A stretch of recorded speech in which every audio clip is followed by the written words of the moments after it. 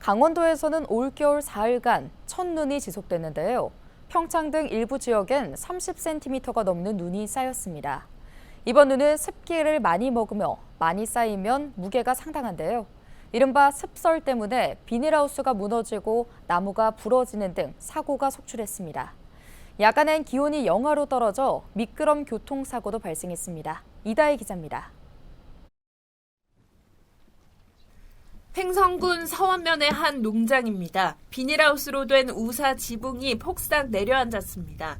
비닐 지붕을 받치던 철제 기둥도 엿가락처럼 휘어졌습니다. 지붕에 쌓였던 눈무게를 이기지 못해 붕괴된 겁니다.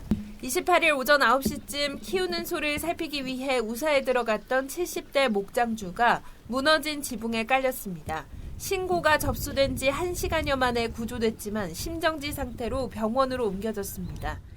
너무 시간이 지체가 돼서 1시간 정도가 지체가 됐으니까 그때 벌써 이미 꺼냈을 때는 심정지가 와서 온 상태라고 이렇게 말만 들었어요. 전날 새벽 1시 횡성 지역에는 대설주의보가 내려져 밤사이 많은 눈이 내렸습니다. 사고가 난 28일 오전 10시까지 횡성 지역에 내린 눈은 30cm에 육박합니다. 지난 26일부터 사흘간 강원도 전 지역에 눈이 내린 가운데 평창과 원주, 횡성 등 일부 지역에 30cm가 넘는 눈이 쌓였습니다.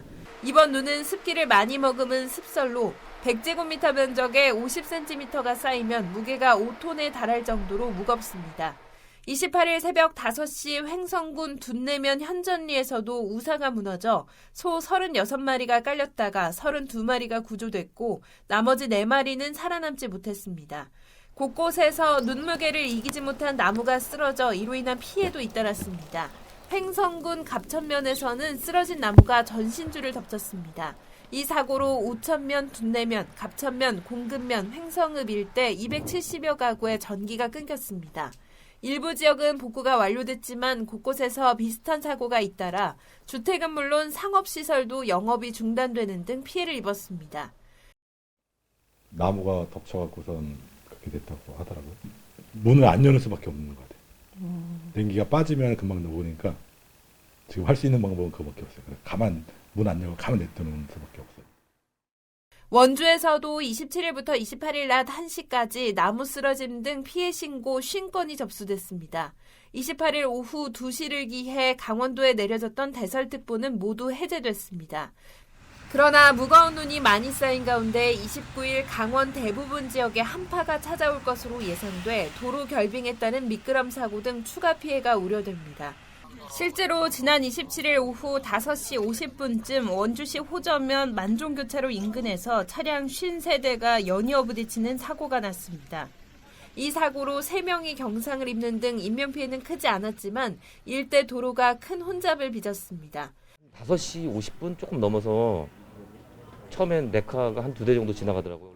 저 위에서 사고 났나 보다 생각을 했는데 갑자기 한 2, 3분 지나니까 엄청나게 많은 차들이 가더라고요.